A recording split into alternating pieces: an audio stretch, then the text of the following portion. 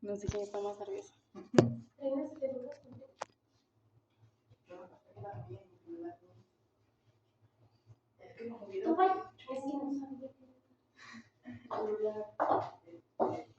Ustedes me dicen un poco y medio, ¿no? Ella es muy bien.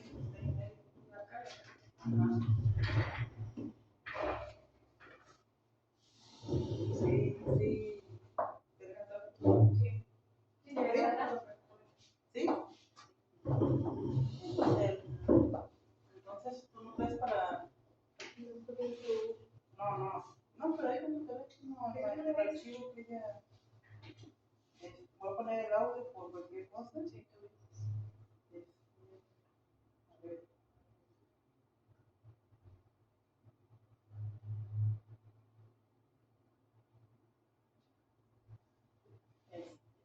A ver.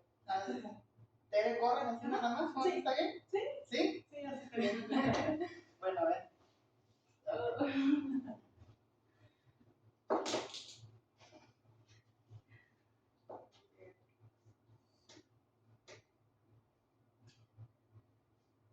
Bueno, empezamos por agradecerle por habernos tomado la entrevista. Estamos con la psicóloga educativa Tere Torres con especialidad en trastornos del aprendizaje, ¿es correcto? Sí. Okay. El objetivo de nuestra entrevista es con fines académicos y es para recopilar información sobre lo que hace un psicólogo educativo y pues más bien todo lo que implementamos, queremos saber qué es lo que hace. Okay. Y voy a empezar con la primera pregunta. ¿Por qué decidió estudiar psicología? Ok, bueno, pues ahora sí que yo toda mi vida, según desde chiquita, dije que iba a estudiar Derecho. Pero cuando yo tenía como 16 años, iba en segundo de bachillerato, en la escuela en la que iba, me ofrecen ser parte de un grupo juvenil, de un grupo que íbamos a llevar los chicos de bachillerato, pero íbamos a atender a niños de primaria. Entonces yo acepto y todo, y pues fue ahí donde dije, quiero trabajar con niños toda mi vida. Fue como así, la luz, ¿no? Cuando dije, quiero hacer esto, me gustó muchísimo trabajar con niños. En ese momento estaba pensando en ser maestra, entonces lo primero que vino a mi mente fue ser maestra, pero por algunas situaciones al final decidí por psicología, no me arrepiento, me encanta. Y pues al final combiné ambas cosas porque encontré esta rama, que es la psicología educativa, que combina la psicología con la educación. Y yo creo que fue lo mejor el que haya estudiado psicología, porque si solo hubiera sido maestra, como que se hubiera quedado ahí, como que psicología y educación se complementan de una forma que me encanta. Entonces, bueno, pues fue así. La siguiente pregunta es, ¿hace cuánto tiempo ejerces? Tengo 7 años trabajando en la Universidad Cristóbal Colón, solo que 1 año y medio lo trabajé en el área de la pastoral, que es como un área no tal cual educativa, ¿no? Entonces, cuando yo empecé a salir de mi carrera, empecé a hacer mi servicio social, me hablan del Colón que había una oportunidad de trabajo, entro, pero les digo, era en el área de la pastoral, que es como la parte religiosa, donde ven grupos juveniles y demás. Yo estuve en el Colón y ahí fue donde empecé con los grupos juveniles cuando era el bachillerato. Entonces, bueno, como estuve en la pastoral, existe esta oportunidad, me llaman, pero en la universidad yo empecé a hacer mis prácticas en donde actualmente trabajo y es un lugar que me encantó. Entonces, bueno, las cosas se fueron dando y logré que me cambiaran a mi área de trabajo actual. Y porque ya ahorita en agosto cumplo 6 años trabajando en el centro social, que es donde actualmente estoy. ¿Y qué fue lo que le llamó la atención de la psicología educativa para elegir la área de intervención? A mí me encanta lo educativo. La educación me fascina, enseñar a los niños me encanta. Yo creo firmemente que la educación te cambia la vida. O sea, que para que una persona salga adelante, triunfa, y no me refiero precisamente a que tenga que hacer una carrera, pero definitivamente la educación cambia el mundo, cambia la vida, cambia tu propia vida. Entonces, el que yo pueda ser una parte, un pilar para que los niños se puedan desenvolver desde esta área, a mí me encanta. Entonces, ¿cómo era la pregunta? ¿Qué fue lo que le llamó la atención? Ok, entonces cuando no es que algo me haya llamado la atención, siento que la vida me ha llevado a donde estoy. Cuando yo salgo de la carrera, les digo, voy a la pastoral, no me encantaba mi trabajo, la verdad, me cambian al centro social y en el centro social la encomienda fue, tú tienes que hacer todo el programa educativo, porque este lugar era nuevo.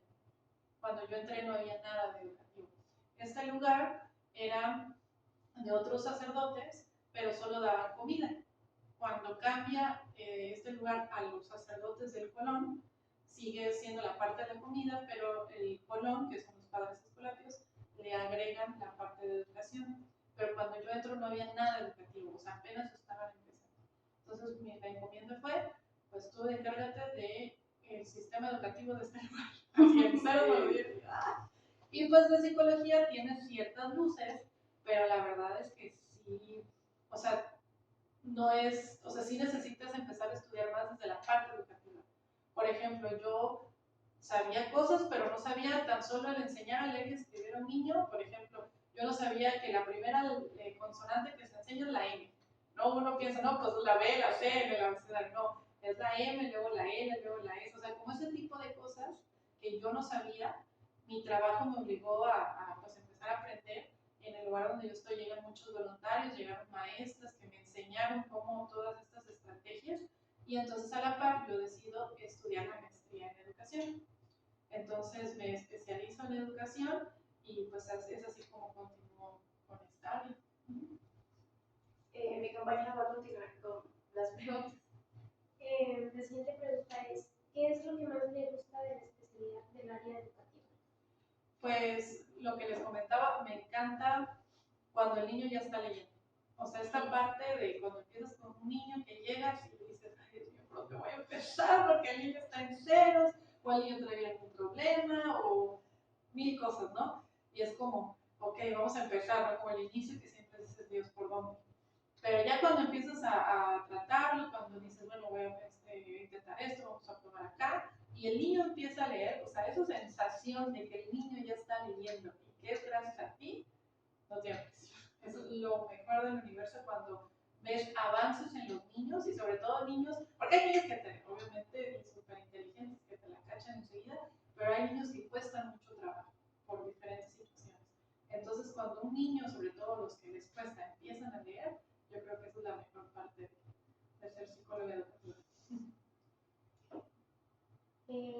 ¿Puede explicar cuáles son las acciones prioritarias de la psicología educativa? Acciones prioritarias, como lo más importante de la psicología educativa. Ok, pues lo más importante es evaluar al niño, o sea, identificar cuáles son sus problemas de aprendizaje que tiene. Es desde la evaluación cuantitativa, es decir, desde pruebas psicométricas. Y también influye, también es muy importante la evaluación cualitativa, o sea, lo que tú observas, lo que tú platicas con el niño, lo que tú platicas con los padres, todas tus observaciones y tu ojo clínico también es súper importante para complementar lo cuantitativo. Entonces, la acción prioritaria pues es la evaluación, eso es lo más importante, el tú poder evaluar a un niño cuando llegue para saber en dónde está, en dónde se quedó, porque pueden ser niños que no tuvieron los por ejemplo, en el área donde en el lugar donde yo estoy atendemos a niños de escasos recursos. O sea, es del Colón, pero es un centro que está en el predio por la Cuchota, no sé si ubican. O sea, es un área marginada de Veracruz y son niños que van a escuelas de gobierno, que algunos no van a las escuelas, algunos no van a la escuela, algunos nunca han ido a la escuela. Me han llegado niños de 14 años que nunca fueron a la escuela por diferentes razones. La pandemia también luego vino a afectar muchísimo. Entonces, es importante saber en dónde están, porque hay muchos niños que sí entraban a la primaria, pero no hicieron preescolar. Y el preescolar es súper importante. O sea, a veces lo subestiman mucho, lo menosprecian mucho el preescolar, pero el preescolar es clave en el desarrollo de los niños, porque en el preescolar desarrollas todos los requisitos, todas las habilidades motoras, psicomotrices, o sea, la motricidad fina, todo eso es súper importante. para ellos es, van a hacer manualidades. No, pero el recortar, el empezar a colorear, el empezar a hacer bolitas de papel, o sea, los papás no tienen ni idea lo importantísimo que es empezar con eso. Entonces, muchos papás no meten a sus hijos a preescolar y llegan a primaria y a lo mejor los niños ya tengan algún problema de aprendizaje y el no haber tenido esas habilidades, el no haber desarrollado los prerequisitos, influye muchísimo cuando hay que aprender a leer, cuando hay que comprender las lecturas, cuando tienen que empezar con las matemáticas. Hay veces que los niños lo van entendiendo, lo básico, pero llega un punto, tercero o cuarto de primaria, que la cosa se pone difícil y empiezan a tronar y es ahí donde empiezan a ver los problemas de aprendizaje. Puede ser un problema de aprendizaje o puede ya llegar a un trastorno de aprendizaje. ¿Qué habilidades se requieren desarrollar para desenvolverse como psicólogo educativo? Bueno, está desde el área académica, como en cualquier profesión, pues saber como los procedimientos, las metodologías. Es importante conocer las pruebas son pruebas muy parecidas a las de psicología. No sé si ustedes en algún momento las van a llevar, lo que es Wechsler, Raven, Bentler. Todas esas pruebas sirven dentro de la psicología educativa, ayudan muchísimo. Las pruebas cualitativas, el que tú seas muy bueno observando, el tener mucha práctica, obviamente, también es importante. El que tú puedas entrar a un centro educativo y empezar a observar a los niños, empezar a observar cómo aprenden, porque tú tienes que empezar a comparar cómo aprenden los de tercero de primaria y saber que ese niño que te está llegando, cómo es su diferencia con todos los demás niños, ¿no? Entonces eso sí es muy importante, el que tú sepas identificar dónde están los niños del grado de este niño que estás evaluando, dónde están ellos y dónde está él, ¿no? Entonces es importante pues hacer esta comparación, obviamente, conocer las pruebas psicométricas que se necesitan, el trato con papás, el saber empezar a hablar con ellos, el no tenerles miedo a los papás, porque el trato con ellos a veces es complicado, el empezar a conocer diferentes técnicas, el saber que a veces hasta un juego de mesa nos puede ayudar muchísimo para el área educativa, el tener muchas herramientas, ¿no? Para la intervención, conocer las herramientas. Pero, o sea, todo eso es importantísimo, pero lo más importante es realmente que te preocupes por el niño. O sea, realmente tienes que sentir la vocación y el amor por este niño que te está llegando. Porque si lo haces por hacer, puede que sí vaya saliendo tu trabajo. Pero de verdad se los digo, si no les apasiona, no. O sea, los resultados no van a ser los mismos, aunque suene cursi, aunque suene como suene, pero de verdad tienen que gustarles mucho el trato con los niños, el trato con las personas, la paciencia, porque van a llegar niños bien difíciles, bien complicados, pero el saber por qué estás ahí. Eso es lo más importante de todo. Desde su punto de vista, ¿cómo participa la psicología educativa en el desarrollo humano? ¿Cómo participa en el desarrollo humano? Pues esta parte, lo que yo les decía, yo antes sí tenía este prejuicio de no, todos tienen que estudiar y salir de una carrera, como que estos prejuicios se me fueron quitando, ¿no? Porque al final cada persona viene a desarrollarse como quiere, o sea, cada quien es libre de ser lo que quiere, de ser lo que quiere hacer. Y puedes nunca estudiar y realmente, o sea, nunca estudiar una super carrera, pero hacer otras cosas que te apasionen y triunfar igual o mejor que un profesionista. Porque ya bien sabemos que puedes tener todos los títulos del mundo y aún así no ganar dinero o no ser un buen profesionista o no tener valores. O sea, una persona es mucho más que sus títulos. Eso lo tenemos claro, ¿no? Pero la educación es importante porque es como también conocer nuestras habilidades para lo que somos buenos, ¿no? O sea, dentro de lo educativo no es solo saber matemáticas e inglés, sino también, por ejemplo, en la especialidad que tomamos lo vimos, no solo es ver las debilidades del niño cuando evaluamos, sino también ver sus fortalezas. Por ejemplo, acabo de tener una paciente que sí tiene trastorno del aprendizaje, que sí tiene dislexia, disgrafia, discalculia, los tres, pero es una niña buenísima en las artes. O sea, es muy buena en ballet, es muy buena bailando, es muy buena pintando.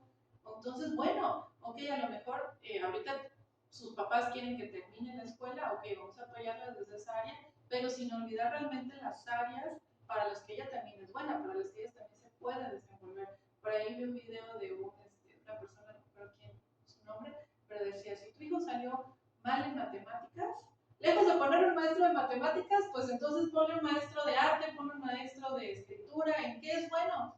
Bueno, pues ponle el maestro en lo que es bueno, para que se desarrolle también desde ahí, ¿no? Entonces, el área educativa va mucho más de solo importarnos si va bien en español y matemáticas, sino de poder potenciar a las personas en lo que son buenos. Eso es el área educativa, sacar las fortalezas de las personas. ¿Cuál es su objetivo como psicóloga educativa en la comunidad escolar? Pues yo creo que esta parte que te acabo de mencionar, el poder que los niños que lo entienden rápido, pero los papás también que entiendan, que conozcan a sus hijos, que realmente vean lo que son sus hijos y que desde esta parte ellos también sean potenciadores, porque muchas veces los papás tristemente nos frenan. Yo, por ejemplo, cuando mi mamá feliz de que yo iba a estudiar Derecho, y de un día a otro dije Psicología, y entró en crisis porque mi mamá tiene todos sus prejuicios de años atrás, de su vida, de que los psicólogos X cosa, ¿no? Pero bueno, en mi caso al final yo quise psicología y ella a regañadientes me apoyó y ahorita me apoya y todo, aunque ella dice que jamás sería un psicólogo. Pero bueno, el punto es que a veces los papás son los que nos frenan. Los papás, la sociedad, los maestros. Entonces nosotros como psicólogos educativos tenemos que ser como ese trampolín y ese apoyo de los niños, de poder ver sus fortalezas y ser también los voceros muchas veces con sus padres, o también hacer entender a los padres, mira lo que es tu hijo, como este papá que afortunadamente, creo yo, me entendió con esta niña que les platico, porque sí se quedó, a ver, el señor es doctor, y que su hija tenga trastorno de aprendizaje, se queda así como, pero le dije, pero mira todo lo que es, o sea, y me enseñó unas fotos de su hija con la pata de acá porque hace ballet, digo, bueno, esto es tu hija.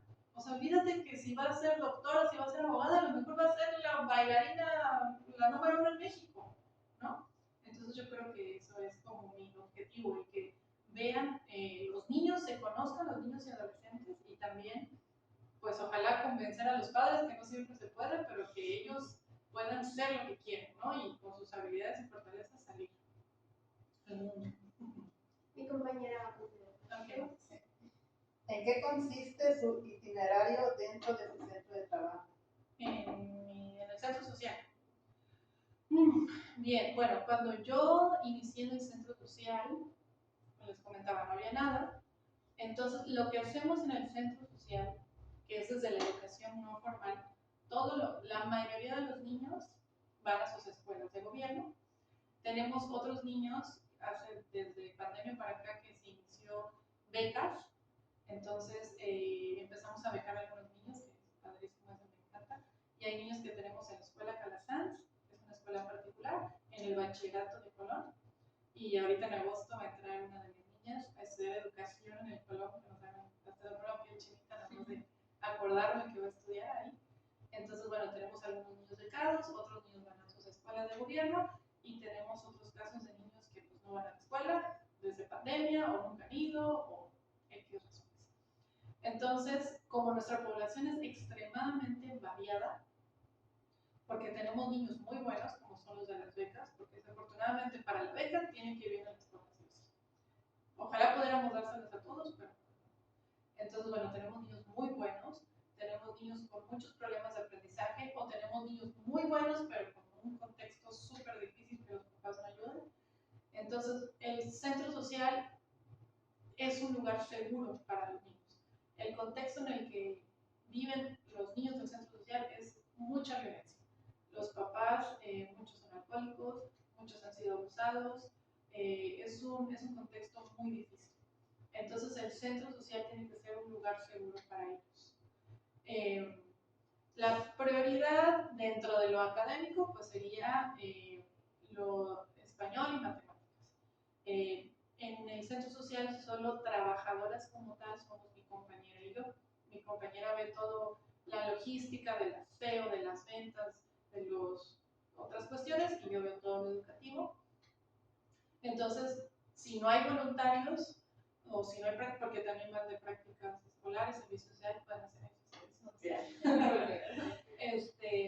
Si no hay chicos que nos apoyen, bueno, nosotros tenemos que entrar a dar clases, y si no, bueno, se va pasando a los voluntarios y tratamos de dar prioridad pues a las materias de español, matemáticas, en algunos casos inglés, porque nadie de la escuela de gobierno en primaria lleva inglés, entonces empezamos a darles inglés a los chiquitos, porque luego entran a la secundaria y están en ceros, entonces tratamos de darles inglés. Entonces lo que anteriormente nos enfocábamos a ayudarles en sus tareas escolares, entonces los niños llegaban, si tenían tarea escolar hacían su tarea y si no tenían tarea se les daba un cuadernillo.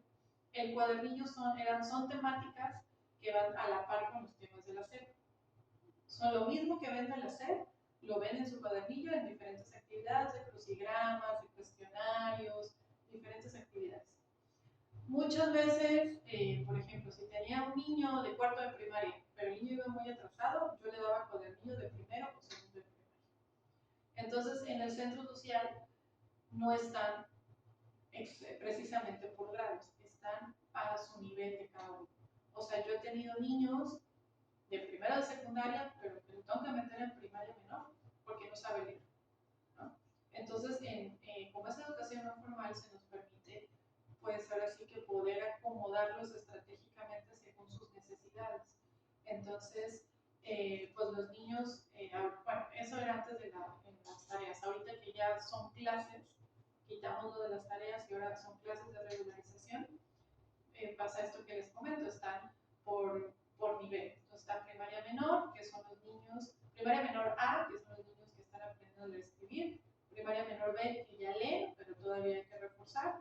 Luego está primaria mayor A, que ya saben leer y escribir, ya ven temas un poco más avanzados, pero son como los principiantes. Y luego está el B, que son los poquitos, que son así, parece que los niños genios, los que van muy adelantados, los que son muy buenos, que van muy adelantados académicamente. Y están los grupos de secundaria. Entonces todos tienen clases, les digo, les damos siempre mucha preferencia a español y matemáticas, pero bueno, también es importante para nosotros el área emocional, el artístico, hay muchos talleres también, hay escuela para padres, van muchas psicólogas a dar talleres, pueden ir de cualquier escuela, así que si necesitan dar un taller para niños, adolescentes, padres, incluso adultos mayores, pueden ir al centro social, aprenden muchísimo y siempre está abierto para cualquier persona que guste. Entonces, pues bueno, así es como lo vamos armando, según el nivel en el que están, es el grupo al que entran y se les van dando clases. En la escuela, ¿dónde puede intervenir con mayor eficacia y eficiencia el psicólogo educativo? En la escuela. Me imagino que en la escuela formal, ¿verdad? Se refiere a la escuela formal. Bueno, por lo que yo no he estado en una escuela formal como psicóloga educativa, pero por lo que yo entiendo, la psicóloga educativa debe de entrar a los salones a observar las clases. Tiene que observar las clases, puede observar también al maestro, si se considera, si la psicóloga o el psicólogo considera que se le puede dar alguna orientación al maestro, se puede hacer. Me imagino que también va a depender de cada escuela cómo se organice con su psicólogo educativo, ¿no? Pero el psicólogo tendría que tener la pauta para poder observar la clase, poder orientar al maestro. Si el maestro observa que hay algún niño con algún posible problema de aprendizaje, se canaliza con el psicólogo educativo y el psicólogo educativo empieza a evaluar toda esta parte que les decía, cuantitativa y cualitativamente. Esta parte de entrar a observar es lo cualitativo, el ver cómo está en la clase, en dónde se sienta. A veces puede ser un niño que se sienta hasta atrás y entonces ese niño se distrae muy fácilmente y el maestro no puede estar al pendiente. Entonces todas estas cuestiones que parecen insignificantes pero que pesan mucho, ¿no? El que el maestro sepa, que el maestro tenga la estrategia en cómo va a acomodar a los niños, los que son más distraídos, los que son más relajientos, los que a lo mejor, hay veces que ni siquiera es un problema de aprendizaje, sino es un problema de vista o de oído. También hay que checar esta parte física, porque puede ser, es que no lee bien, pero ¿y si necesita lentes? ¿No? Entonces todas estas cuestiones es como la parte en la que el psicólogo tiene que empezar a observar y ver cuál es el puntito, ¿no? Qué es lo que está fallando. Y me imagino yo que también la atención a padres, si empieza empieza a evaluar a un niño, pues el papá, pues uno tiene que estar enterado y de acuerdo que se va a evaluar al niño y las razones por las que se considera que se tiene que empezar a evaluar al niño. También el psicólogo educativo es la persona que puede dar talleres para padres, siempre desde las necesidades de la escuela. Algo que pasa mucho en los centros sociales que llegan, que yo les recomiendo si en alguna vez, bueno, no solo en el centro social, en cualquier lugar al que vayan, siempre es importante conocer, porque ahorita hoy se les puede ocurrir, con lo que yo les platiqué, ay no, pues como son de escasos recursos hay que hacer esto, hay que hacer el otro, hay que llevarles donación de no sé qué, o hay que hacer un taller de no sé cuánto, y a veces la propuesta es muy padre, pero no se adecua con la necesidad porque no conocen, al final no conocen a las personas a las que se les va a dar ese taller. Entonces siempre antes de ofrecer algún taller o de dar alguna plática es importante conocer a la población. Entiendo que por tiempo no se van a poder ir 3 meses a conocerla, pero ir 1 o 2 veces, hacer entrevistas con las personas que trabajan ahí, con los mismos padres, conocerlos, escucharlos, qué necesitan, qué les gustaría aprender. Los padres cuando les dicen qué necesitan para apoyo con sus hijos, los padres te lo dicen, ¿no? Pues yo no sé cómo hablarles, yo no sé cómo enseñarles, yo no sé X cosas, ¿no? Entonces siempre es muy importante escuchar a los padres y los talleres son muy buenos, pero siempre desde las necesidades reales del centro educativo, porque cada centro tendrá sus diferentes necesidades, siempre. Entonces es una súper recomendación que les hago cuando vayan a dar un taller. Reitero, a veces yo sé que por las clases que tienen que ser muy rápidas, no siempre se da el tiempo, pero sí por lo menos 1 o 2 entrevistas a algunas personas que están en el lugar para que su taller realmente impacte a la población. Entonces, bueno, esa es otra parte del psicólogo educativo, los talleres para padres, el observar clases, el atender a los maestros, el evaluar a los niños. Y bueno, no sé si se me esté pasando algo más, pero bueno, ¿cuál ha sido el caso más importante y que ha impactado su práctica en la rama? Leí las preguntas y me quedé, ¿cuál ha sido mi caso más importante? Y me acordé justo de una de las niñas que tengo en el centro social, se llama Suri, y Suri ha sido, ella llegó, yo creo que hace como 2 años, pero el caso de Suri es súper complejo por su historia familiar. Suri viene de una mamá que lo tuvo como a los 14 años. Estuvo con su mamá y con la pareja de su mamá, y la pareja de su mamá golpeaba a la mamá, golpeaba a Suri, la ahorcaba, y una cosa horrorosa. Después de eso, los bisabuelos de Suri se la quitan a la mamá y se va con los bisabuelos, y ya es cuando llega con nosotros al centro social.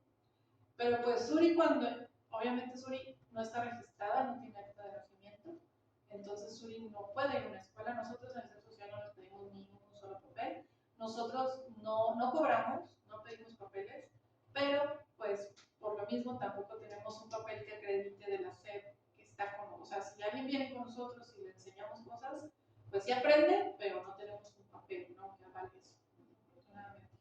Entonces Suri, pues ahora sí que todo lo que ha aprendido ha sido por nosotros, pero si en algún momento, no sé, quiere entrar a una primaria o algo, pues tiene que empezar de cero. Y luego llega una edad en que ya ni siquiera te dejan y tienes que hacer primaria abierta y todo. Pero bueno, entonces entra Suri con nosotros, de la edad fija, ni los bisabuelos saben cuál es su edad. Primero nos dicen una edad, luego nos dicen otra. Bueno, ha sido un caos porque luego la psicóloga la quiere atender y luego hay pruebas que tú tienes que poner la fecha de nacimiento con todo y tienes 7 años, 10 meses, 3 días. Hay pruebas en las que te tienes que especificar. ¿Y cómo especificas eso con Suri? Bueno, el punto es que entra con nosotros y Suri llega y le das un dibujo y todo de negro, así. O sea, así llegó Suri, ¿no? O sea, una cosa que es ok. Bueno, empezamos a trabajar los prerequisitos de dibujar, de las bolitas, de esto, del otro. Ahí la lleva, o sea, empieza a colorear más o menos, no Suri, mira, vas a colorear esto acá, okay. Ahí vamos bien. Pero cuando queremos empezar con las vocales o con los números del 1 al 10, no podía. O sea, yo llegué a un punto en que dije, yo creo que Suri nunca va a leer. Porque no podía y se ponía a llorar y se ponía a hacer berrinche y yo le hablaba bonito, le hablaba fuerte, o sea, yo ya de verdad ya no sabía ni qué hacer, hablaba con el bisabuelo, o sea, pero hablaba el bisabuelo que que es una persona grande, que tiene Parkinson, ya yo ya ni quería hablar con el bisabuelo porque ya nada más lo iba a estresar más. Entonces, a la par, gracias a Dios, tengo una voluntaria que fue maestra de Colón 30 años, entonces ella me ayuda muchísimo, he aprendido muchísimo de ella. Entonces, ella también empezó a tratar a su hijo, ni ella, o sea, de verdad, no podíamos hacerlo leer ni aprenderse los números, nada, o sea, de que A, E, y ya se le olvidaba. 1, 2, y ya se, o sea, de verdad no pasaba ni al 3. Y nosotros, bueno, pues ya, y seguimos, y seguimos, y seguimos. Y pues no sé cómo, pero ahorita ya está. Después de 2 años, o sea, después de 2 años, yo creo que ya va para, no, como 2 años y medio tendrá con nosotros, ya está leyendo con la M, con la L, ya está haciendo sumas, pero apenas, o sea, es lo que hemos logrado con ella después de 2 años y medio. Que ya está leyendo, ya se sabe las vocales, ya sabe contar como del 1 al 20, ya está sumando, ya está leyendo un poquito, y bueno, ahí vamos. Ya colorea bonito, ya es más aplicado, porque aparte llegaba y se acostaba y todo le daba flojera. Entonces, porque nunca había ido a una escuela, nunca había ido a un preescolar, nunca había ido a nada, a nada. Y traía además un trasfondo que todavía trae, y ha estado con las psicólogas que van a hacer sus prácticas en el centro social.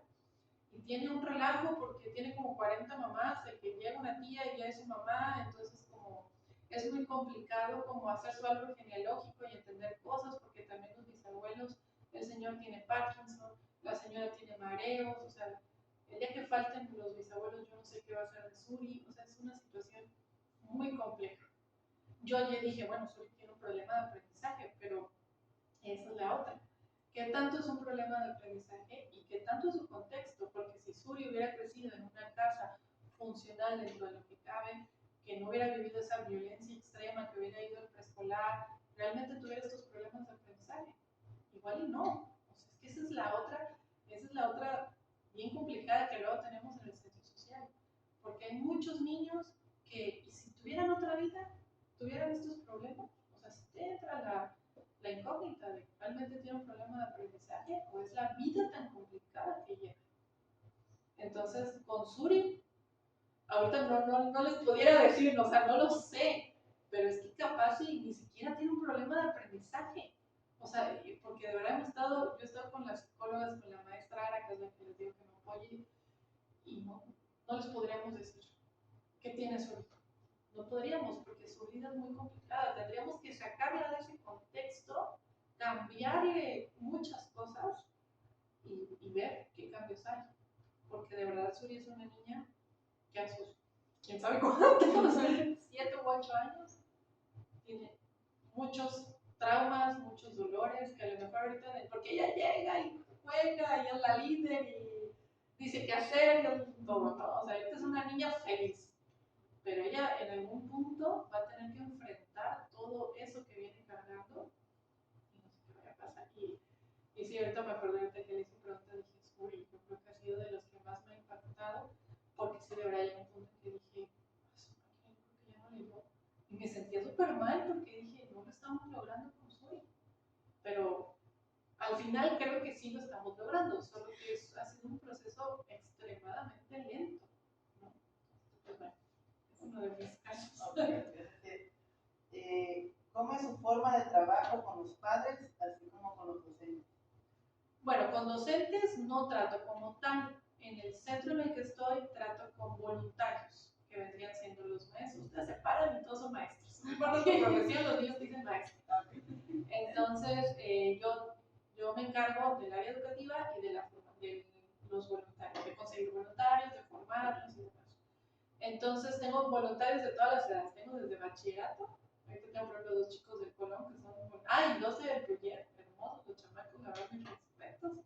Porque tú dices así fresitas, pero no, hombre, la verdad. Es que piensas en el Bruyère y dices, no, un poquito. Pero mis respetos para esos chamacos. La verdad, mis respetos para los 4 que tengo, los 2 del Colón y los 2 del Bruyère, bien responsables, bien inteligentes. Uno de esos del Bruyère les enseña física a los niños de secundaria, o sea, es un genio el chamaco, un genio. Y el otro les enseña historia y también te quedas así, órale, o sea, genios los niños. El otro les enseña biología y el otro inglés, o sea, materias complicaditas y mis respetos. Tengo desde bachillerato, tengo universitarios, tengo profesionistas y tengo jubilados. Por ejemplo, la maestra Ara es pensionada y tenemos a la señora Mari, que es la catequista, un pan de Dios esa señora, que también pues es una señora de la tercera edad, ¿no? Entonces ahora sí que tengo edades muy variadas, que eso ha hecho un poco complicada la formación. Entonces, pues sí se les da cierta formación y acompañamiento, siempre buscando también algunos otros especialistas, profesionistas en el área. Entonces, bueno, cada cierto tiempo se hace junta de voluntarios y se les dan ciertos temas para trabajar.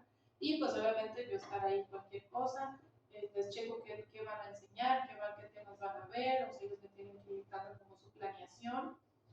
No la llevan al 100, pero bueno, como son voluntarios, hay que darles chance. Pero bueno, yo les doy el formato donde ellos hacen su temario y ellos van haciendo, pues si voy a dar español, voy a dar, y como van una o dos veces a la semana por mucho, pues ahí van poniendo sus temas, cómo lo van a hacer.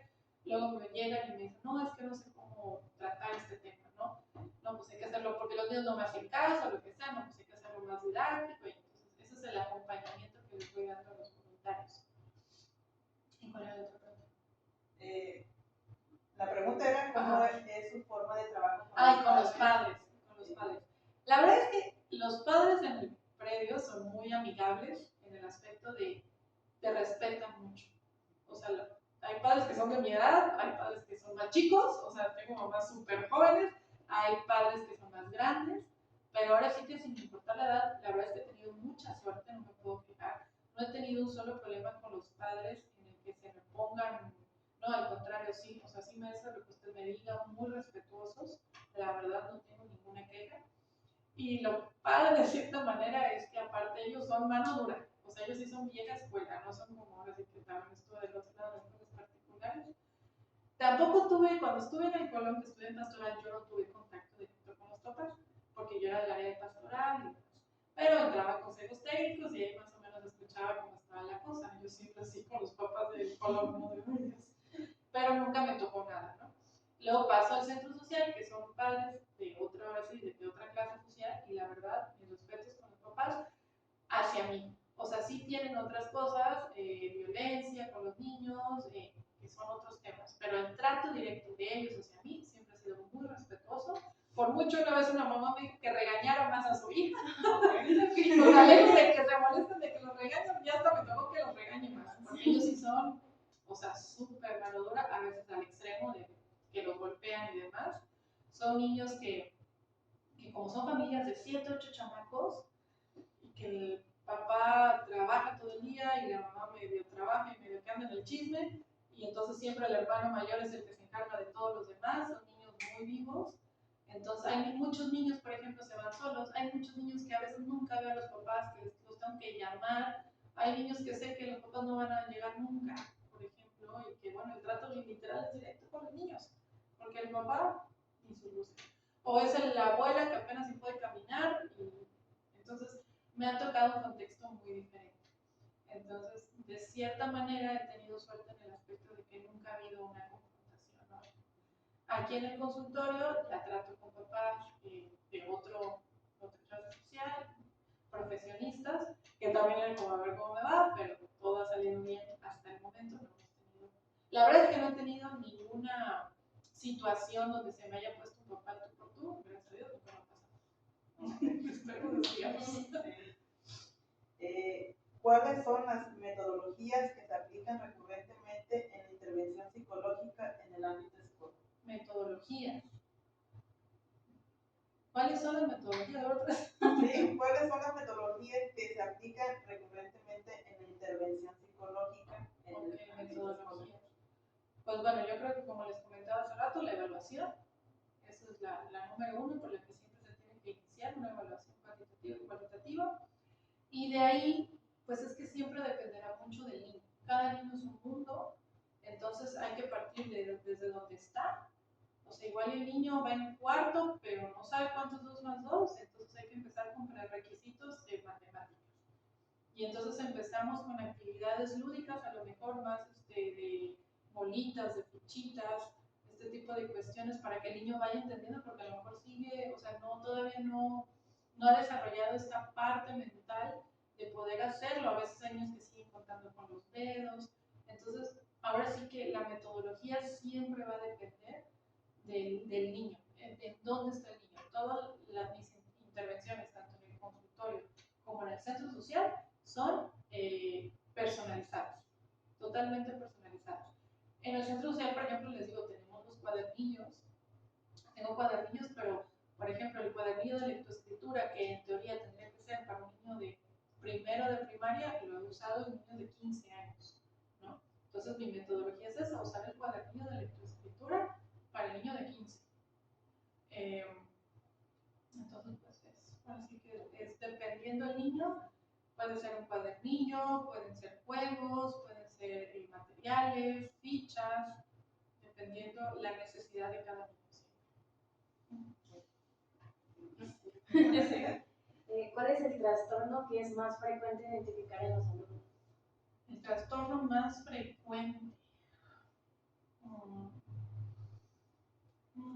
Pues yo creo un poco la dislexia desde la parte de la comprensión. Lo que más le cuesta a los niños es la comprensión lectora. O sea, la dislexia no solamente es cuando cambian las letras o se las comen, también está la parte de la comprensión lectora. Y es ahí donde muchos niños, imaginas que, si no es que todos, o sea, de verdad la comprensión lectora está por los suelos, en cualquier niño, en cualquier área, les cuesta muchísimo.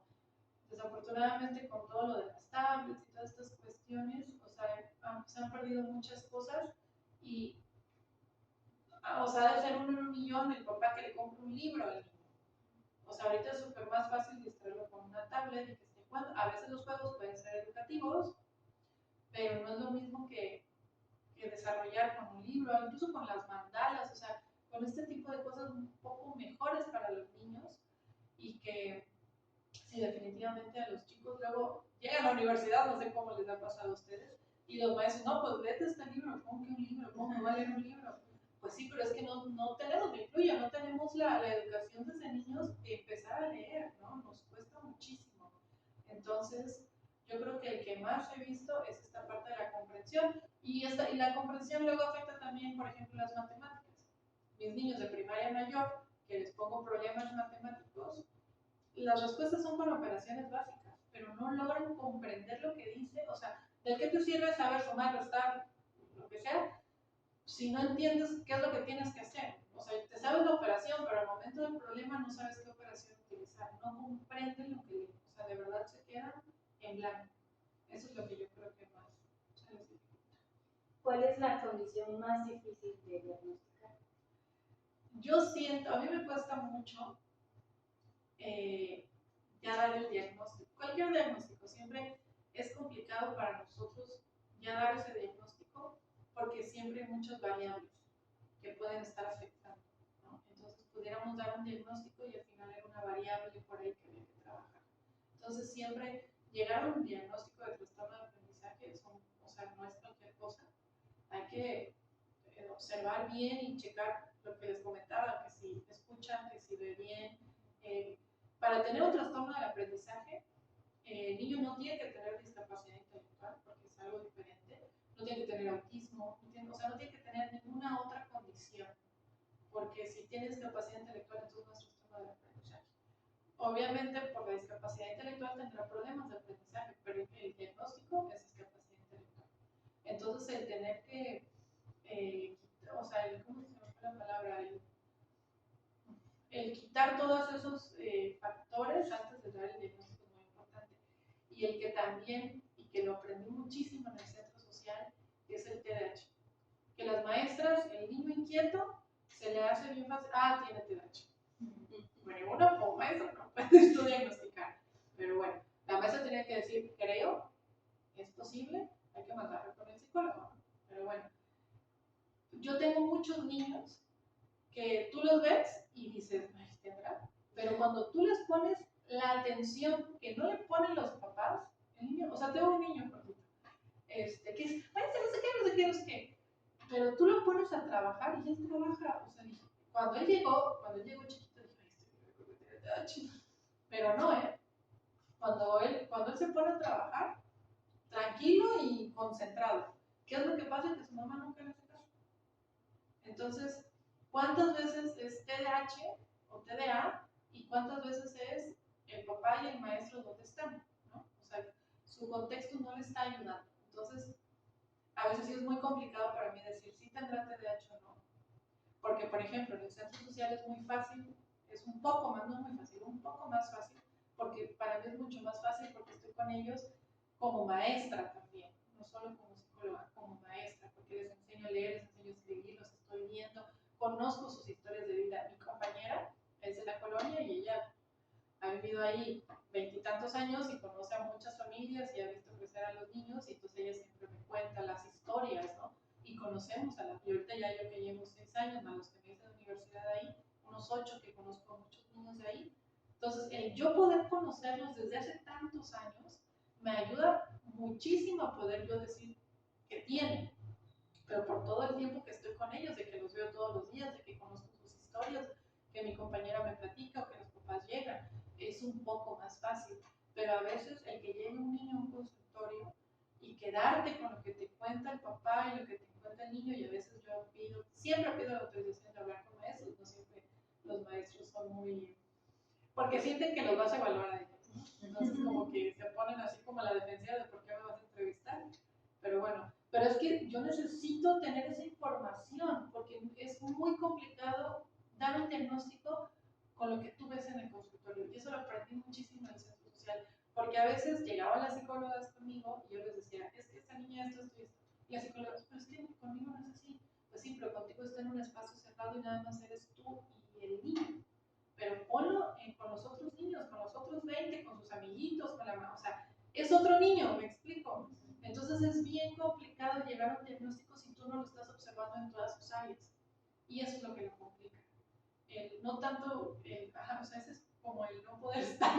Quisieras estar, echarte un mes ahí viendo todo, ¿no? Para realmente dar un diagnóstico. Porque eso siempre es lo que me queda así como, ok, bueno, pues necesito ayuda, me va a dar el mejor diagnóstico y que no me esté equivocando.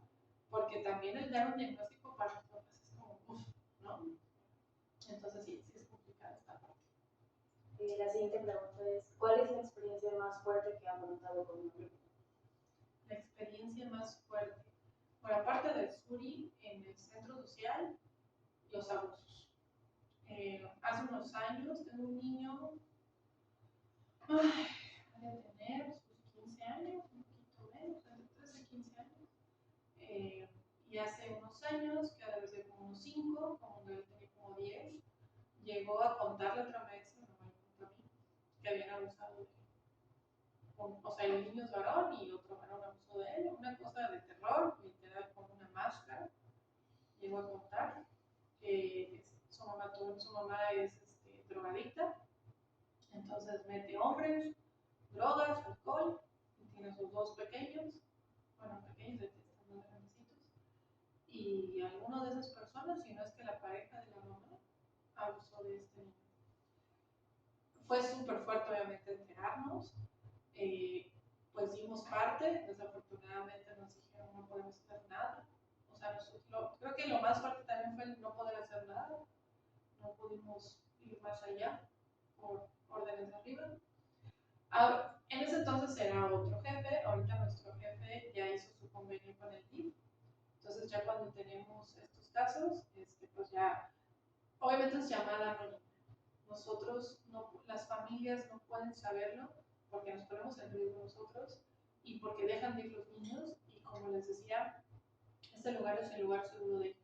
Digo, si los regañamos y los traemos, pero ellos saben que este es un lugar seguro, que ahí no son maltratados de ninguna forma. Entonces, y que ahí pueden jugar, ahí pueden aprender. Entonces, pues esa vez sí fue muy duro para nosotros enterarnos de este niño. Él sigue yendo con nosotros, aparte de este niño tiene un problema neurológico, tiene mal su bracito, su mamá nunca lo llevó a sus terapias en Nutriver, entonces su bracito sigue mal, después de pandemia dejó de ir a la escuela y ahorita como que tiene un retroceso neurológico, o sea, lejos de avanzar con él, parece que voy retrocediendo, o sea, también ha sido todo un caos con este niño.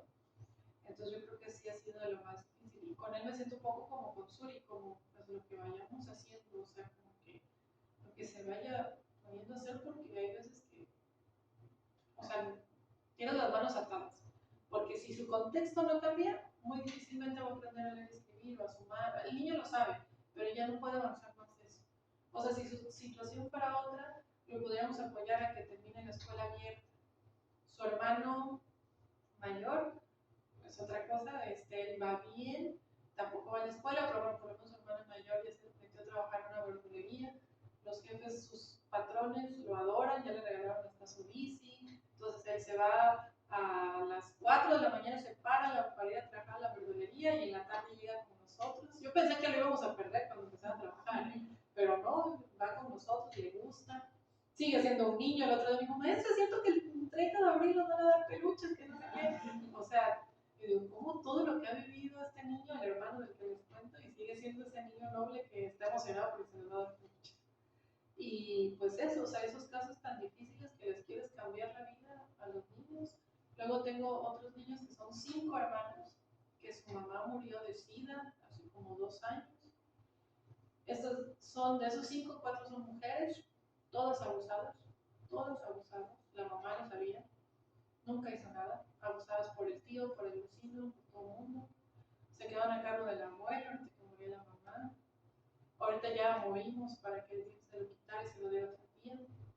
De esas niñas, una tiene como 15, nunca fue a la escuela, pero no tiene papeles. Y bueno, los abuelos paternos me parece que se la llevaron a México, creo que está mejor. Se quedaron las otras niñas, la más chiquita tampoco tiene papeles, tampoco iba nunca a la escuela.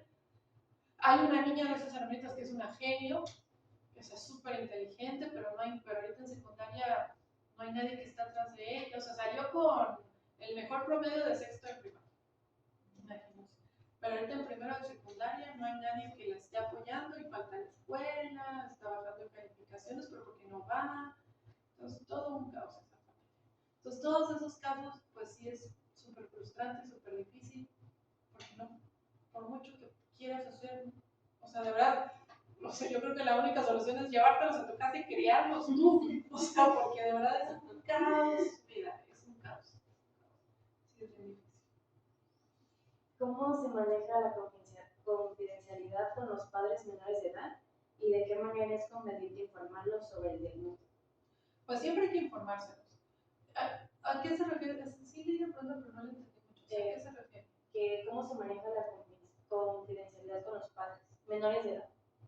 O sea, por ejemplo, yo lo que le entendí, corrígeme, es que si el niño me dice algo, ¿cómo se lo digo al papá? Sí. Ok. Pues mira, al final siempre son menores de edad. Ahorita tuve una la paciente que se acaba de ella vino por una cuestión educativa. Yo realmente atiendo cosas educativas, pero al final pues hay cosas emocionales, ¿no? Sí aplico proyectivas para también tener como un poco la relación. Y esta niña también tiene unos rollos familiares y cuando salen las proyectivas pues empieza a llorar y me empieza a contar cosas. No tan graves a un nivel de no es un abuso, no es, o sea, tiene ciertas diferencias con la pareja de su papá.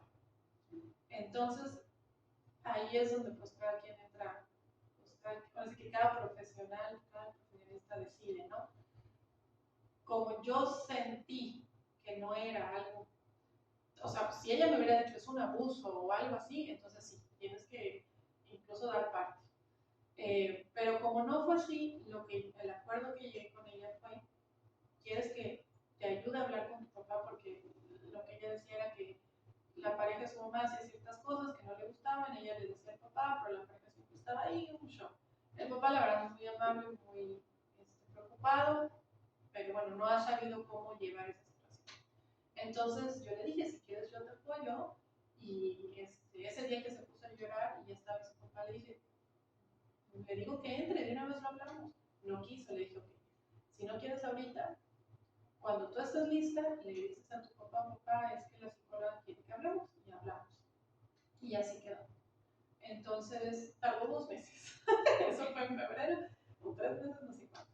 Entonces, pues le di su espacio y de ella solita nació el ya estoy lista y ya vamos a hablar. Y fue la sesión que tuve de hablar esta parte que quedó pendiente, que reitero, no es mi área, no lo hago. Si me atreví a hacerlo fue porque era algo relativamente sencillo que yo podía manejar. si en mi consulta sale algo de abuso o sale algo mucho más delicado, yo lo tengo que canalizar porque no es mi área, ¿no? No es algo en lo que yo sea especialista. Entonces, tomé esta decisión de hacerlo porque dije, bueno, que esto sí lo puedo tratar, sí lo puedo llevar. Y bueno, en esta parte de la confidencialidad, yo opté en esperar a que ella diera el paso para decírselo a su papá y yo no le dije nada. Cuando traía resultados, medio le tiré cosas, pero no le dije, tu hija me dijo esto, esto y esto, y esto. No se lo dije, solo simplemente en las sugerencias le puse ciertas cosas que podían ayudar a lo que ella me contó. Pero no le dije tal cual, ella me dijo esto, esto y esto. Sino, les repito, esperé a que ella diera ese paso. Y fue lo que hicimos. O sea que la confidencialidad depende Del nivel, sí. Yo considero que sí. Y una manera conveniente de informar sobre algún diagnóstico. Cuando se trata de un diagnóstico, por ejemplo, en mi área sí es importante decírselo al papá. Digo, en el área educativa, pues no es como, o sea, sí se le tiene que decir al papá, sobre todo para que él tome acción, ¿no? O sea, por ejemplo, este señor no la llevó conmigo en el área de intervención porque nos queda súper lejísimos, vive en Zona Norte, y por ahí él decidió meterlo en una escuelita. Entonces, está perfecto. O sea, el punto es que haga algo. El punto es que se le apoye de alguna manera. Entonces, y como aparte que tiene 40,000 clases más de baile y de no sé qué, entonces él decidió meterlo en una escuelita, aunque métanlo en la escuelita. Pero sí es importante que el papá sepa para que sepa qué se puede hacer. Y en las sugerencias, pues yo le puse, tiene que hacer más, tiene que hacer esto, tiene que hacer el otro. Entonces, en el área educativa, pues sí es importante siempre decirle al papá del diagnóstico. ¿Y cómo maneja los conflictos con los padres? Los conflictos entre padre e hijo o conmigo, Me imagino que es con ustedes. Sí, ¿no? ajá, voy a hacer algo directo. Como les decía hace rato, nunca he tenido ahora sí que esa situación de un conflicto como tal. O sea, gracias a Dios he tenido mucha suerte, espero que siga así, en que yo digo y el padre me escucha. Siempre me han escuchado y me han dicho, ok, me voy a trabajar, me voy a ver. Entonces, pues nunca he tenido ningún conflicto con ellos. Pero me imagino que en caso de que se presente. En caso de que se presente, yo creo que uno como psicólogo tiene que decir, a ver, señor, este es mi diagnóstico, yo soy la profesional, no se tiene que cuesta muchísimo, uno se tiene que poner en su papel. A ver, señor, señora, este es mi diagnóstico. Si usted no está de acuerdo, ok, puede ir a checarlo con otro profesional, o puede no hacer nada. O sea, yo de verdad le recomiendo que haga algo porque su hijo necesita el apoyo profesional. Ahora sí que depende de usted es el padre. Pero nosotros sí tenemos que siempre valorarnos, o sea, valorar nuestro trabajo. Porque hay veces que ya les va a pasar el psicólogo. Somos del área de la salud y somos una rama muy importante y a pesar de todos estos años que se ha promovido mucho la salud mental, nos siguen subestimando muchísimo. Entonces, ustedes como profesionistas tienen que defender su carrera y su trabajo y sus estudios. A ver, señor, yo no le estoy hablando nada más porque me lo inventé. O sea, si nos vamos a ir por títulos, aquí está mi parecer importante títulos y todo lo demás. Porque papelito habla desafortunadamente. Entonces, aquí está mi papel y usted sabe lo que hace, ¿no? Y si en algún momento considera que sí quiere venir, yo aquí lo espero, bienvenido. Y también siempre poner reglas, o sea, yo aquí en el consultorio, a ver, hay que llegar temprano, porque a veces hay que educar también a los papás.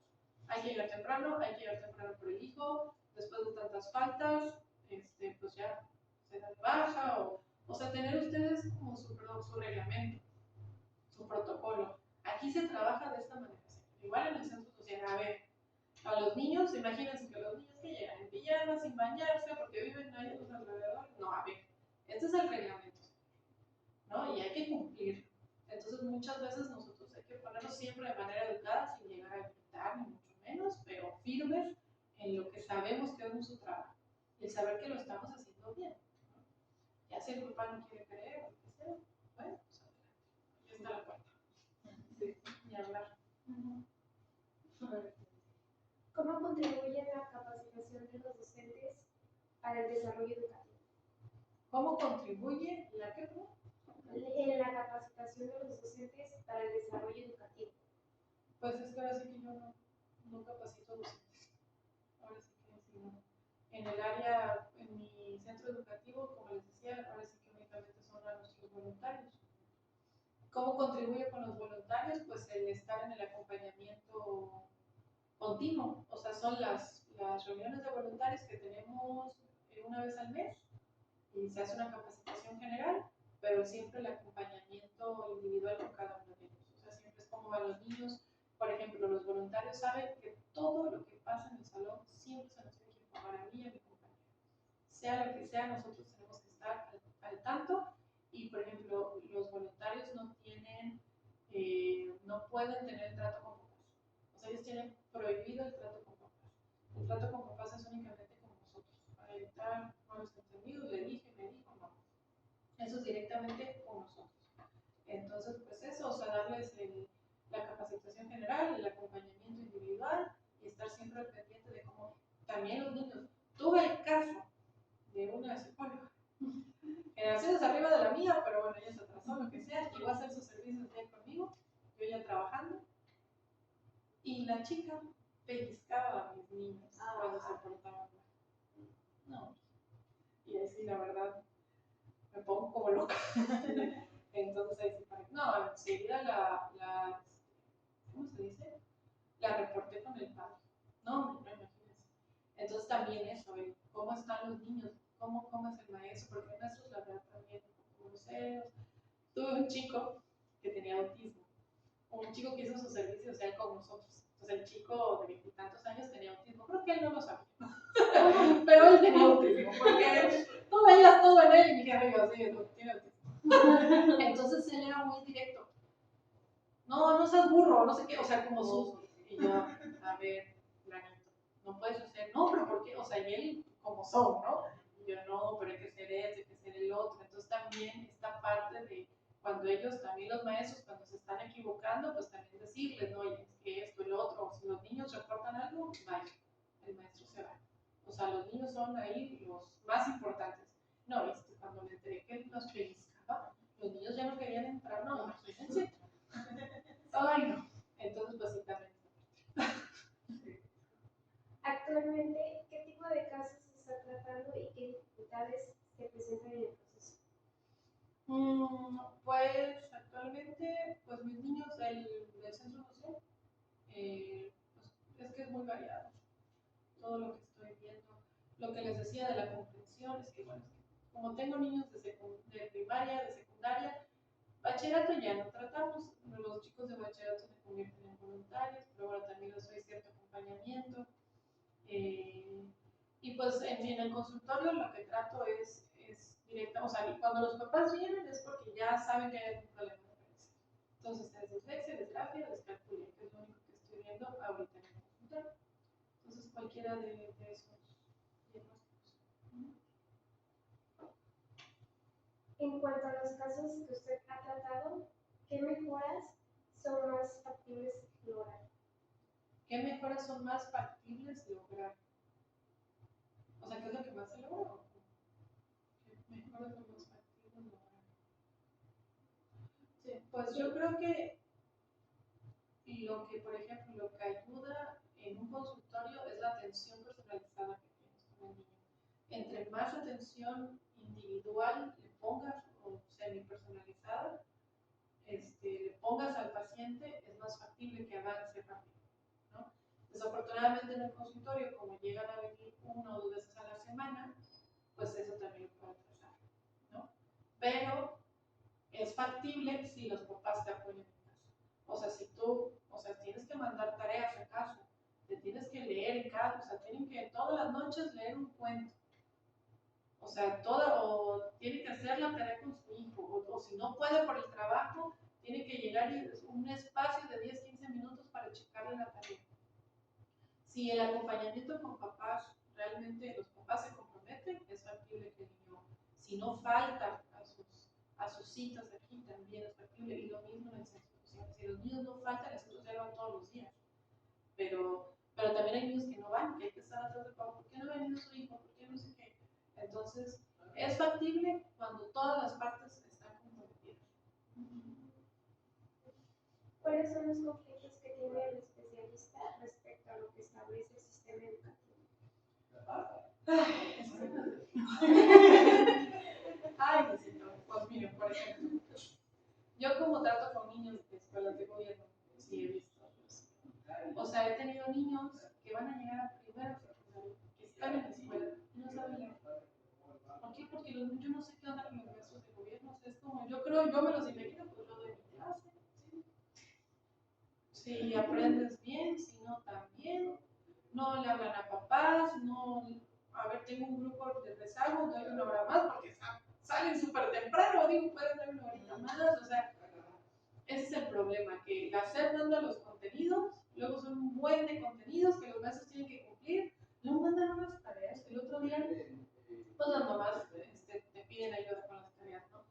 Que tenía que hacer un periódico del área artística, pero de los antepasados. Una cosa bien enredada que ni tú le entiendes a la tarea, y la tarea es para mí de tercera primaria, que al final la hacemos entre la mamá y yo. O sea, que el niño no hizo nada. Entonces son unas tareas que te quedan, ¡wow!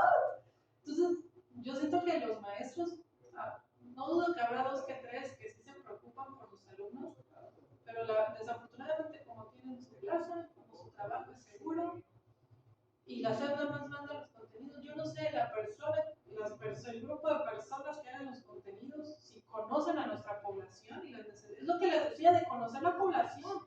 O sea, la persona que hace esos contenidos está en un escritorio y sinceramente no ha visto un niño en 20 años. O sea, no conocen a nuestros niños, no conocen sus necesidades, nada conocen de ellos.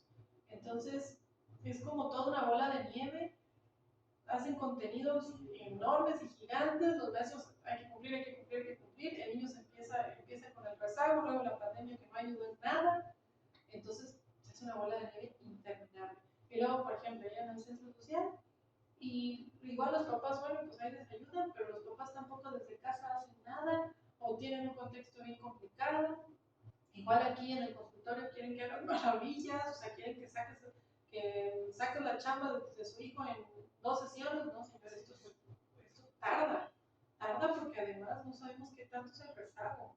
Entonces, sí, la verdad es que sí nos las complica mucho el sistema educativo porque no, o sea, en lo más simple que es la lectura y escritura, no lo tienen los niños. O sea, dijeras, bueno, son temas bien complicados que se quedaron, no. O sea, ni siquiera es eso, ojalá, pero no. Se quedaron en lo más simple que es leer y comprender un enunciado. Es que a veces ni el enunciado lo comprenden. De verdad, no lo comprenden. Está muy bien. Sí, lo mencionó algo muy notorio en el sistema educativo de gobierno, es el inglés. En primaria no lo tiene, pero secundaria sí. No, y luego llegan los de secundaria. Más es que tengo que resolver 40 páginas. Y no saben nada. Es que Todo es el traductor. O sea, ¿cómo es posible que en secundaria haya inglés cuando en primaria no hubo? Y en secundaria esperan que sepas 1000 cosas que se escribir. Y no te ponen en secundaria los colores, te ponen ya a hacer un enunciado. Quieren que hagas un periódico. O sea, son tonterías, la verdad. Sí. Así es. ¿Cuáles son los conflictos que tiene el especialista respecto a lo que establece el sistema educativo?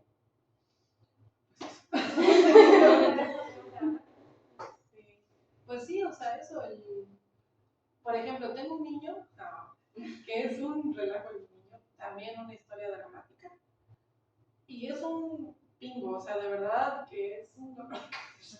Pero es de ese niño que me lo traigo a raya y a la primera que hace porque te dice groserías, te enseña el dedo malo, te pega a sus compañeros, todo eso, ¿no?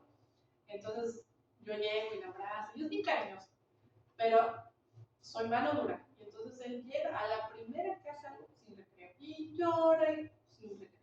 Y así, y le llora al maestro que está pasando y le hace así para que vea que está llorando. Y luego los maestros, ay, Dios mío.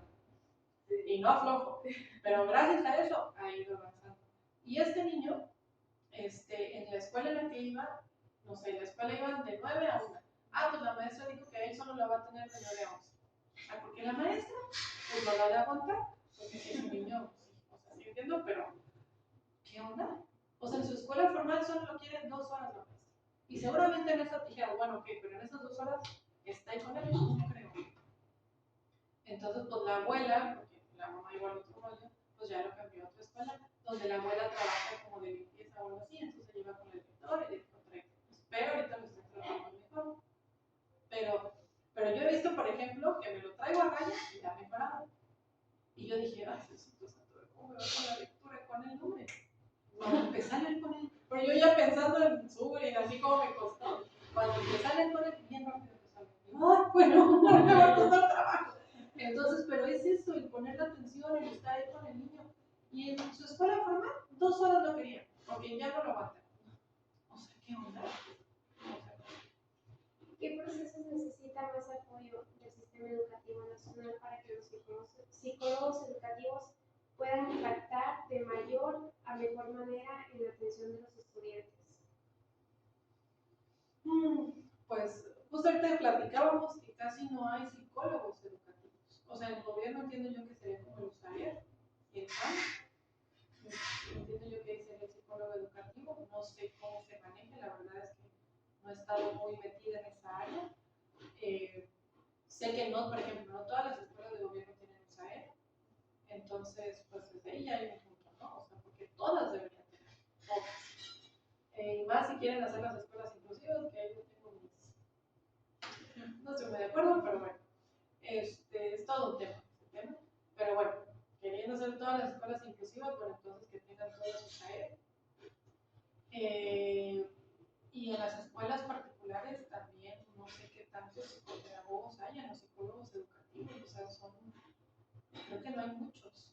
Entonces, pues pues que sea algo mucho más frecuente, o sea, que todas las escuelas lo tengan, sí o sí, para que haya un acompañamiento, ¿no? Y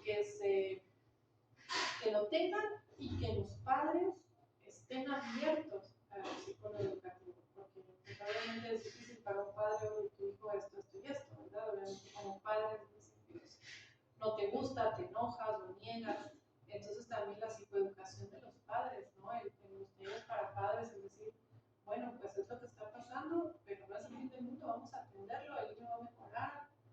O sea, yo creo que este prejuicio de los padres también, trabajar en ellos, o sea, porque como comentábamos, trabajar con niños es trabajar con padres, ¿sí o sí? Entonces, pues eso, que las escuelas, todas, lo ideal sería que todas las de gobierno tengan su SAER y todas las particulares tengan ¿cómo se dice? Su área de psicólogos educativos, psicopedagogos, y que pues estén en constante trabajo con los padres de familia. Que los maestros también estén abiertos, ¿no? O sea, cuando vamos a, por ejemplo, a la universidad, llevé una materia objetiva de educación y había que observar clases.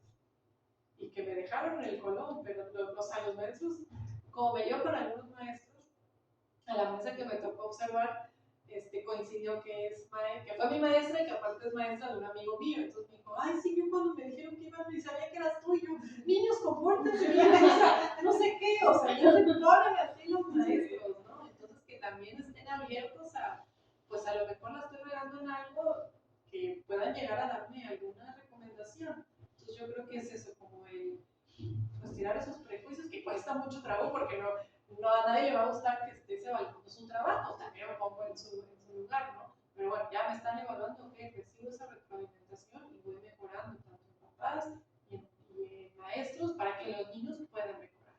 El contexto lo que decimos. Desventajas y ventajas que tiene el psicólogo educativo en el contexto escolar. Pues las ventajas, pues esto que les comentaba, de que no es muy conocido, de que no es a lo mejor no está valorado. Lo que decíamos, o sea, piensas en psicólogo y piensas en emociones, en problemas que tengas, familiares, pero no lo ubicas también como en el área educativa. Entonces, como el que se dé a conocer más esta profesión, que no sé si solo sea aquí en Veracruz o sea, no sé cómo están los demás estados, la verdad, pero pues sí que haya más difusión de esto, porque realmente es algo muy importante. O sea, tiene que ser una colaboración con el docente y con el padre. O sea, tiene que ser todo un equipo educativo, el maestro, el papá y el psicólogo educativo para que el niño pueda salir, ¿no? Y más los que tienen problemas de aprendizaje. Entonces, pues yo creo que esa sería como la desventaja, ¿no? La ventaja es que una vez que lo conocen, por ejemplo, el que vengan a intervención aquí, ayuda a que la intervención es personalizada o semi-personalizada, porque yo voy a tener talleres y eso ayuda a que el niño también, porque muchas veces en el salón, con la maestra, con el relajo, pues los niños igual no tienen esa atención que necesitan. Entonces yo creo que es algo muy bueno el psicólogo educativo en un área clínica, en un área del consultorio, donde los niños pueden ser un poco más acobijados, más escuchados, más atendidos, el que esto es donde no entiendo, no puedo, ya bueno, entonces te lo explico a ti, ¿no? Entonces, bueno, eso sería una ventaja. ¿Cómo contribuye el psicólogo educativo a la calidad educativa?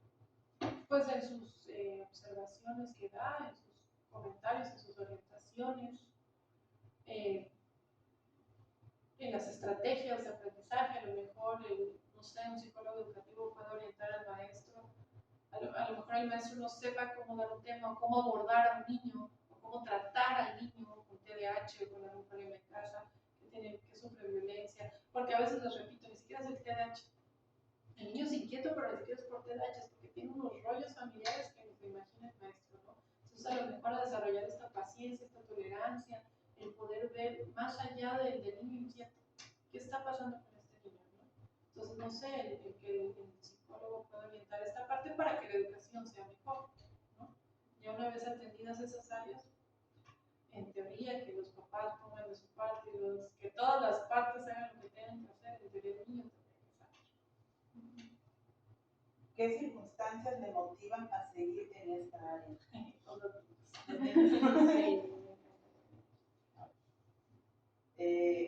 ¿Qué aspectos piensa que deben tomar en cuenta las nuevas generaciones de psicólogos que se integran a laborar en el sistema educativo? Pues que va a haber muchas trabas. Otra pregunta. ¿Qué aspectos piensa deben tomar en cuenta las nuevas generaciones de psicólogos que se integran? Sí, que va a haber muchas trabas por lo que comentábamos del sistema educativo.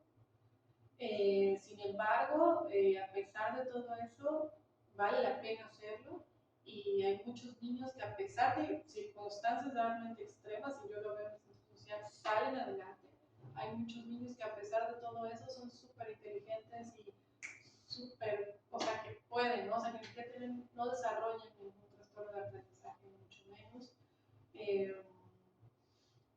Que la carrera como tal de psicología a veces sí es muy subestimada y hay que ponernos en nuestro papel y hay que defenderla. Pues yo creo que ¿Qué consejos les daría a los estudiantes de psicología sobre el quehacer en la rama educativa? Que no lo echen en saco, que lo consideren en algún momento. Ya cuando vayan a elegir su área, que lo consideren, que ojalá les llame la atención. Que es un área muy bonita, que también apoya mucho a los niños, es también indispensable. O sea, no solo el lo emocional, sino también el conjunto, ¿no? Lo educativo también cambia la vida de las personas. Yo creo firmemente que la educación te cambia la vida, te hace una mejor persona. Entonces, pues eso, o sea, que investiguen más sobre esta área, que conozcan más sobre esta área y que ojalá se animaran para que seamos más. Sí, ya ves que hay un mensaje. Sí, porque no, o sea, no tenemos casi psicólogos educativos y hay que empezar a, yo por ejemplo ahorita ya, yo digo que me fracturé, pero ya ahorita quiero empezar a ir a las escuelas, a darme a conocer, a dar talleres, a esta parte que conozcan esta área también, ¿no? que falta mucho, por lo menos en Veracruz, nos falta muchísimo. Y que también eso es bueno para ustedes, porque hay mucho campo de trabajo, no hay tanta competencia. Okay. Bueno, pues fue la última pregunta. Y pues nada más pues agradecerle su tiempo, compartir todo lo que sabe y sus experiencias. Pues también tan a la mano en este día que es el Día del Psicólogo. Ay, sí, lo sé. Entonces, pues también felicitarla su labor en el centro en el centro social. Sí, bueno, la verdad es una entrevista que no me esperaba a lo que me diga, pero pues reconocerle su trabajo y que siga ayudando e inspirando a los vamos para allá. Sí, ojalá vayan. Sí. Bueno, a ver. Ojalá que se vayan, se animen. Cualquier trabajo, si hay que dar una plática, lo que sea, ustedes vayan a conocer. Ok, muchas Están gracias. muchas manos y aprenden mucho. Y sus servicios se pueden hacer. ¿Qué horarios? En la mañana y en la tarde. Pero En la ¿a qué hora? mañana de 9 a 12 y ahorita por el calor, hace mucho calor por allá, estamos, por el calor estamos de 4:30 a 5:30 en las tardes. Ajá, de 4:30 a 5:30 son las clases y ya de ahí es el recreo y demás, nos salimos como a las 6. Por las mañanas de 9 a 12. Cuando baja un poquito el calor es de 3:30 a 5:30. Sí, va dependiendo también de eso. Sí hace calor. Es parte de, pero bueno, Sí. ni modo. Imposible aquí en Veracruz. En todos lados pega el sol igual. Así es. Entonces, pues bueno, y también estamos los sábados. Los sábados los dedicamos más a los chicos de secundaria. Como luego entre semana tienen muchas tareas, entonces pues ponemos poquitas clases y los sábados tienen otras clases y tienen un grupo juvenil que hice con otra compañera. Así como el que me hicieron hacer a los 16 años, ahorita hice otro para adolescentes. Que la verdad ha sido muy padre porque nuestros adolescentes han habido cambios muy grandes por ese grupo juvenil. Llevamos apenas un año y la verdad es que hemos visto cambios muy buenos en ellos. O sea, que les cuesta hablar en público, expresar emociones, a ver, siguen por ahí, ¿no? Pero se ha visto el cambio poco a poco en ellos, les ha gustado mucho.